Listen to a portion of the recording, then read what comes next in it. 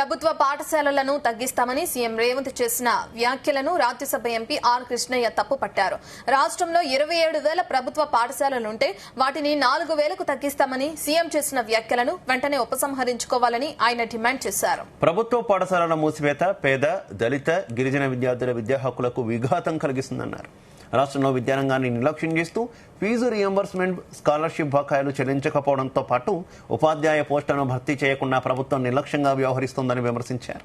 పాఠశాలల మూసివేత వల్ల drop out rate పెరిగి పేద విద్యార్థులు చదువులకు దూరమయ్యే ప్రమాదం ఉందని ఆర్ కృష్ణయ్య హెచ్చరించారు.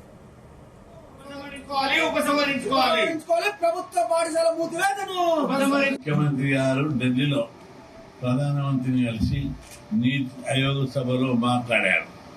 ఆ సందర్భంగా విలేకరులతో మాట్లాడుతూ రాష్ట్రంలో, తెలంగాణ రాష్ట్రంలో 23,000 పాఠశాలలను మూసివేస్తా, కేవలం 4,000 పాఠశాలలే సరిపోతాయని చెప్పి మాట్లాడారు.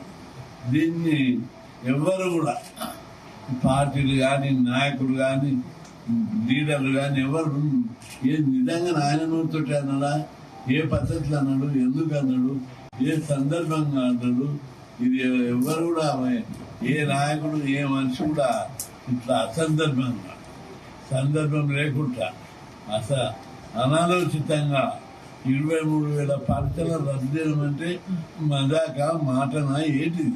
సమాచారం 79 నుంచి